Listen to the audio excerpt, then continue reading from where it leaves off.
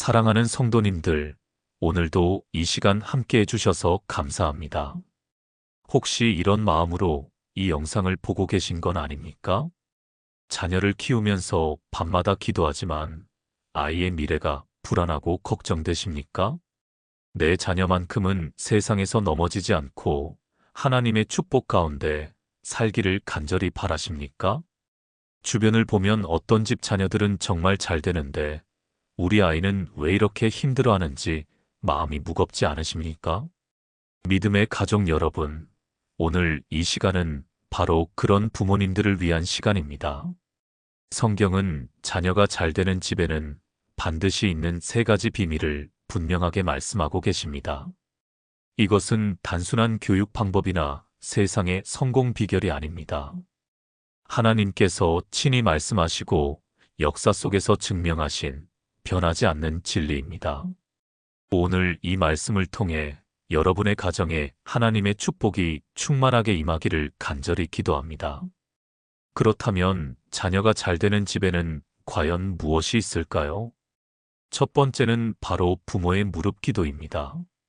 사랑하는 성도님들, 세상에서 가장 강력한 무기가 무엇인지 아십니까? 그것은 바로 부모의 기도입니다. 우리가 성경을 펼쳐보면 놀라운 사실을 발견하게 됩니다. 하나님께 쓰임받고 세상을 변화시킨 위대한 믿음의 사람들 뒤에는 반드시 기도하는 부모가 있었습니다. 사무엘상 1장 27절 말씀을 보십시오. 사무엘상 1장 27절 이 아이를 위하여 내가 기도하였더니 여호와께서 내가 구하여 기도한 바를 내게 허락하신지라.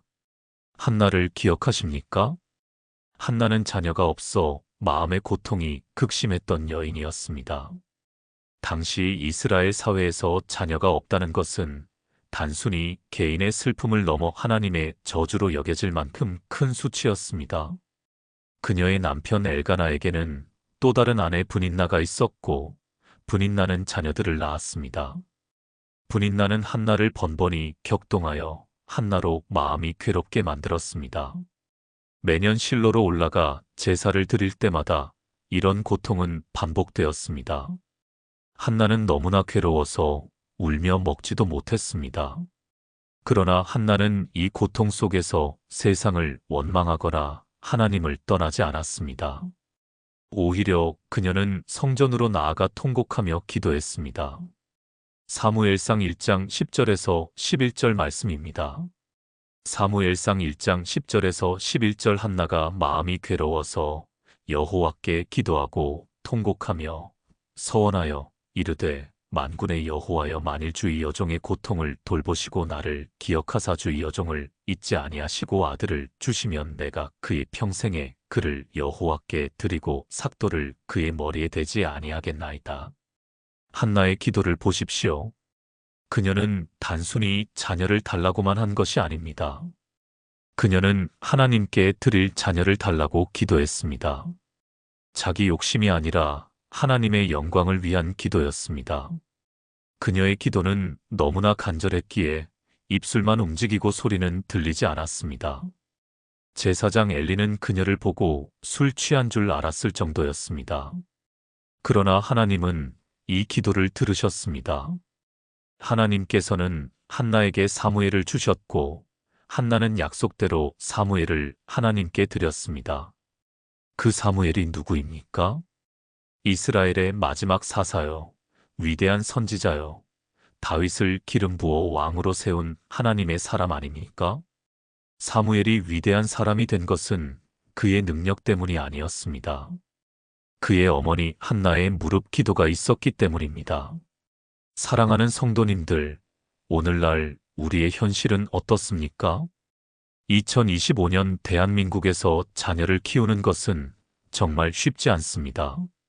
아이들은 학교에서 경쟁에 시달리고 친구 관계로 상처받고 스마트폰과 게임에 빠져들기도 합니다. 좋은 대학, 좋은 직장을 위해 밤늦도록 학원을 다니지만 마음은 공허합니다. 부모인 우리도 경제적 부담과 미래에 대한 불안으로 힘겹습니다. 그러나 기억하십시오. 세상의 그 어떤 교육도 그 어떤 재산도, 그 어떤 인맥도 부모의 기도를 대신할 수 없습니다. 자녀의 미래를 바꾸는 것은 학원비가 아니라 무릎 기도입니다. 어떤 성도님은 이렇게 말씀하실 수 있습니다. 목사님, 저도 기도합니다. 매일 기도하는데 왜 우리 아이는 변하지 않습니까? 사랑하는 성도님, 한나의 기도를 다시 한번 보십시오. 한나는 형식적으로 기도하지 않았습니다. 그녀는 마음이 괴로워서 통곡하며 기도했습니다. 그녀의 기도는 하나님의 영광을 구하는 기도였습니다. 그리고 그녀는 인내하며 기도했습니다. 야고보서 5장 16절 말씀입니다. 야고보서 5장 16절 의인의 간구는 역사하는 힘이 큼이니라. 부모의 간절한 기도는 반드시 응답됩니다. 때로는 우리가 원하는 방식이 아닐 수도 있습니다. 때로는 우리가 생각한 시간보다 늦을 수도 있습니다. 그러나 하나님은 신실하신 분이십니다. 진심으로 자녀를 위해 기도하는 부모의 기도를 하나님은 반드시 들으십니다.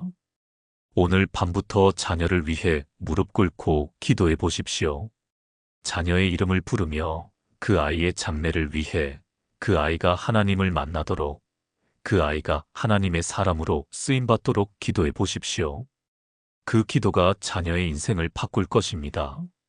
두 번째로 자녀가 잘 되는 집에는 말씀으로 가르치는 부모가 있습니다. 믿음의 가족 여러분, 우리 자녀들이 세상에서 넘어지지 않고 바르게 살아가기 위해서는 무엇이 필요할까요? 그것은 바로 하나님의 말씀입니다. 신명기 6장 6절에서 7절 말씀을 보십시오. 신명기 6장 6절에서 7절 오늘 내가 내게 명하는 이 말씀을 너는 마음에 새기고 내 자녀에게 부지런히 가르치며 집에 앉았을 때에든지 길을 갈 때에든지 누워있을 때에든지 일어날 때에든지 이 말씀을 강론할 것이며 하나님께서는 부모에게 자녀를 말씀으로 가르치라고 명령하셨습니다. 이것은 선택이 아니라 명령입니다. 부모의 가장 중요한 책임은 자녀에게 하나님의 말씀을 가르치는 것입니다. 세상 지식도 중요합니다. 영어도 가르쳐야 하고 수학도 가르쳐야 합니다. 그러나 그보다 더 중요한 것은 하나님의 말씀입니다. 말씀이 없으면 아이들은 세상의 가치관에 흔들립니다. 말씀이 없으면 아이들은 옳고 그름을 분별하지 못합니다. 말씀이 없으면 아이들은 인생의 방향을 잃어버립니다. 디모데후서 3장 14절에서 15절 말씀입니다. 디모데후서 3장 14절에서 15절 그러나 너는 배우고 확신한 일에 거하라. 너는 내가 누구에게서 배운 것을 알며 또 내가 어려서부터 성경을 알았나니 성경은 능히 너로 하여금 그리스도 예수 안에 있는 믿음으로 말미암아 구원에 이르는 지혜가 있게 하느니라. 디모데를 아십니까? 디모데는 사도 바울의 가장 신뢰받는 동역자였습니다. 바울은 디모데를 나의 참 아들이라고 부를 만큼 아꼈습니다. 디모데는 젊은 나이에도 불구하고 에베소 교회를 맡아 목회했습니다. 그는 복음을 위해 바울과 함께 고난을 받았고 교회를 섬기는 데 헌신했습니다. 디모데가 이렇게 훌륭한 믿음의 사람이 된 비결이 무엇입니까? 디모데후서 1장 5절 말씀입니다. 디모데후서 1장 5절 이는 내 속에 거짓이 없는 믿음이 있음을 생각함이라. 이 믿음은 먼저 내 외조모 로이스와 내 어머니 유니게 속에 있더니 내 속에도 있는 줄을 확신하노라. 디모데의 믿음은 외할머니 로이스와 어머니 유니게로부터 물려받은 것이었습니다. 디모데의 아버지는 헬라인, 즉 이방인이었습니다. 당시 유대 사회에서 이것은 큰 불이익이었습니다. 디모데는 유대인과 헬라인 사이에서 정체성의 혼란을 겪을 수 있었습니다. 그러나 그의 외할머니와 어머니는 디모데에게 어려서부터 성경을 가르쳤습니다. 날마다 하나님의 말씀을 읽어주고 하나님의 사랑을 가르치고 하나님을 경외하는 삶을 보여주었습니다. 그 결과 디모데는 거짓 없는 믿음을 가진 하나님의 사람이 되었습니다. 사랑하는 성도님들, 오늘날 우리 자녀들은 어떤 환경에서 자라고 있습니까? 학교에서는 진화론을 가르칩니다. 친구들은 성경적 가치관과 정반대되는 말을 합니다. 인터넷과 유튜브에는 하나님을 부인하는 내용들이 넘쳐납니다. 우리 아이들은 매일 이런 세상 속에서 살아갑니다. 만약 우리가 자녀에게 하나님의 말씀을 가르치지 않는다면 어떻게 되겠습니까?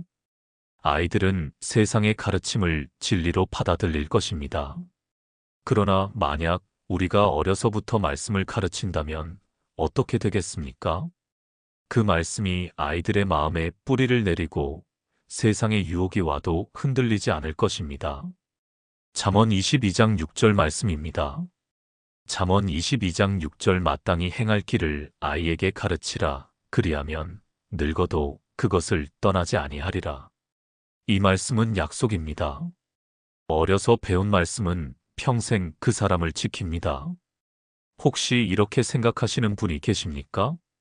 목사님, 저는 성경을 잘 모릅니다. 제가 어떻게 아이에게 가르칩니까? 사랑하는 성도님, 걱정하지 마십시오. 중요한 것은 부모가 신학자가 되는 것이 아닙니다. 중요한 것은 부모가 말씀을 사랑하고 말씀대로 살려고 노력하는 모습을 보여주는 것입니다. 자녀와 함께 성경을 읽으십시오. 어려운 부분은 함께 찾아보고 배우십시오. 식사 전에 짧게라도 성경 한 구절을 읽고 기도하십시오. 주일날 교회에서 들은 말씀을 집에서 다시 이야기해 보십시오.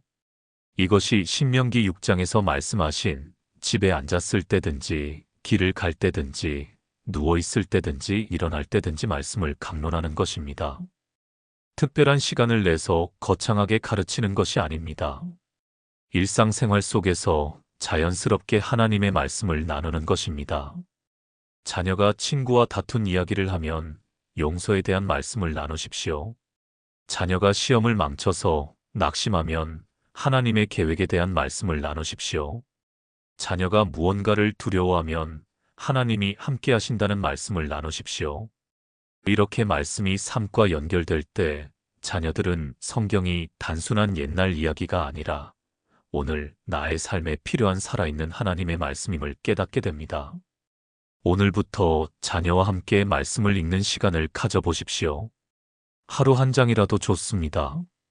그 말씀이 자녀의 인생을 인도하는 등불이 될 것입니다. 세 번째로 자녀가 잘 되는 집에는 믿음의 본을 보이는 부모가 있습니다. 사랑하는 성도님들, 우리가 아무리 좋은 말을 해도 우리의 삶이 그 말과 다르다면 어떻게 되겠습니까? 자녀들은 부모의 말보다 부모의 삶을 봅니다. 부모가 어떻게 사는지 그것이 자녀에게 가장 큰 영향을 미칩니다. 고린도전서 11장 1절 말씀입니다. 고린도전서 11장 1절 내가 그리스도를 본받는 것 같이 너희는 나를 본받는 자가 되라. 사도 바울은 담대하게 나를 본받으라고 말했습니다. 이것은 교만이 아니었습니다. 바울은 자신이 그리스도를 본받고 있었기 때문에 이렇게 말할 수 있었습니다. 우리도 마찬가지입니다. 우리가 그리스도를 닮아가는 삶을 살 때 우리는 담대하게 자녀에게 나를 보라고 말할 수 있습니다. 역대하 26장을 보면 우시아라는 왕이 나옵니다. 역대하 26장 4절에서 5절 말씀입니다.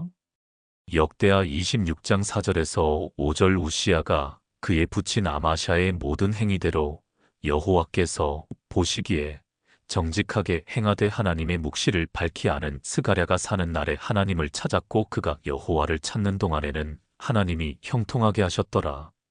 우시야 왕은 아버지 아마샤가 행한 대로 여호와께서 보시기에 정직하게 행했습니다.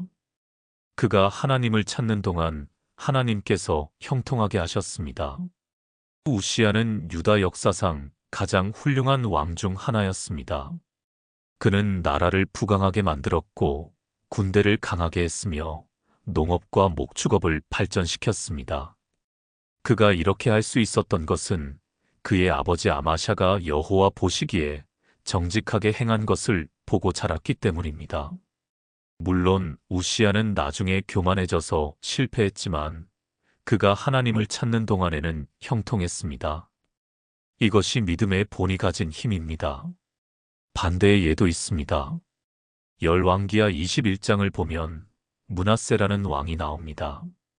므낫세는 역대 유다 왕들 중 가장 악한 왕이었습니다. 열왕기하 21장 2절입니다. 열왕기하 21장 2절 므낫세가 여호와께서 이스라엘 자손 앞에서 쫓아내신 이방 사람의 가증한 일을 따라 여호와 보시기에 악을 행하여 므낫세는 산당을 다시 세우고 바알을 섬기고 아세라 목상을 만들고 심지어 자기 아들을 불 가운데로 지나게 하는 끔찍한 일까지 했습니다. 그의 아버지 히스기야는 유다 역사상 가장 훌륭한 왕 중 하나였는데 어떻게 그의 아들이 이렇게 악하게 되었을까요? 성경학자들은 히스기야가 말년에 교만해졌고 바벨론 사신들에게 모든 보물을 자랑했던 것이 므낫세에게 영향을 미쳤을 것으로 봅니다. 또한 히스기야가 므낫세를 어려서부터 제대로 가르치지 못했을 가능성도 있습니다.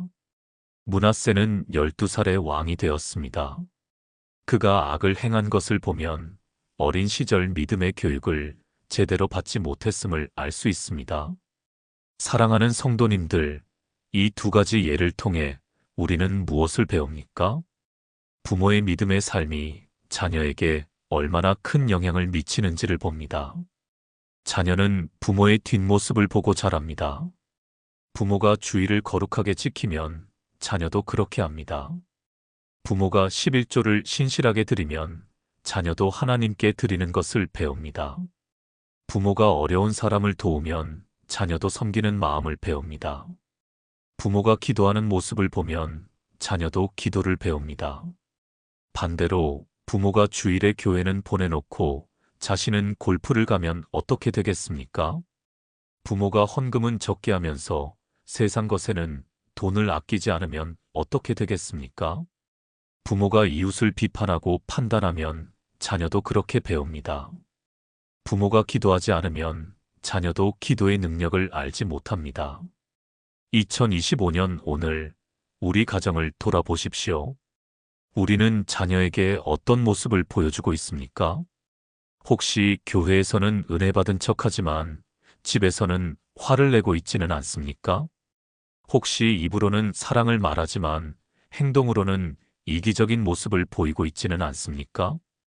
혹시 자녀에게는 정직하라고 하면서 자신은 작은 거짓말을 하고 있지는 않습니까?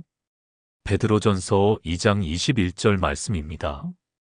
베드로전서 2장 21절 이를 위하여 너희가 부르심을 받았으니 그리스도도 너희를 위하여 고난을 받으사 너희에게 본을 끼쳐 그 자취를 따라오게 하려 하셨느니라. 예수님은 우리에게 본을 보이셨습니다. 우리도 자녀에게 본을 보여야 합니다. 완벽한 부모가 되라는 것이 아닙니다. 우리도 연약한 사람입니다. 실수도 하고 넘어지기도 합니다. 그러나 중요한 것은 우리가 하나님을 향해 나아가고 있다는 것입니다. 실수했을 때 자녀 앞에서 회개하는 것도 믿음의 본입니다. 연약할 때 하나님께 기도하는 것도 믿음의 본입니다. 어려울 때 하나님을 신뢰하는 것도 믿음의 본입니다. 자녀들은 완벽한 부모를 원하는 것이 아닙니다. 자녀들은 진실한 부모를 원합니다. 하나님을 진심으로 사랑하고 하나님의 말씀대로 살려고 애쓰는 부모의 모습을 보고 싶어 합니다. 오늘부터 자녀 앞에서 믿음의 본을 보이십시오. 자녀와 함께 기도하고 자녀와 함께 예배드리고 자녀와 함께 섬기십시오. 그 모습이 자녀의 평생 신앙의 기초가 될 것입니다. 사랑하는 성도님들, 오늘 우리가 함께 나눈 말씀을 정리해 보겠습니다. 자녀가 잘 되는 집에는 반드시 있는 세 가지가 무엇입니까? 첫째, 부모의 무릎 기도가 있습니다. 한나처럼 자녀를 위해 간절히 기도하는 부모가 있는 집에서 자녀는 하나님의 사람으로 자랍니다. 둘째, 말씀으로 가르치는 부모가 있습니다. 로이스와 유니게처럼 어려서부터 성경을 가르치는 부모가 있는 집에서 자녀는 거짓 없는 믿음을 갖게 됩니다. 셋째, 믿음의 본을 보이는 부모가 있습니다. 말만이 아니라 삶으로 믿음을 보여주는 부모가 있는 집에서 자녀는 참된 그리스도인으로 자랍니다. 이 세 가지는 돈으로 살 수 없습니다. 학원에서 배울 수도 없습니다. 오직 믿음의 부모만이 자녀에게 줄 수 있는 가장 귀한 유산입니다. 오늘 이 말씀이 여러분의 마음에 깊이 새겨지기를 바랍니다. 그리고 오늘부터 실천하시기를 바랍니다. 매일 자녀를 위해 무릎 꿇고 기도하십시오. 자녀와 함께 하나님의 말씀을 읽고 나누십시오. 자녀 앞에서 믿음의 삶을 살아가십시오. 그러면 하나님께서 여러분의 자녀를 책임지실 것입니다. 여러분의 자녀가 세상에서 넘어지지 않고 하나님의 사람으로 서게 될 것입니다. 여러분의 자녀를 통해 하나님의 영광이 나타날 것입니다. 잠언 23장 24절에서 25절 말씀으로 오늘 말씀을 마치겠습니다.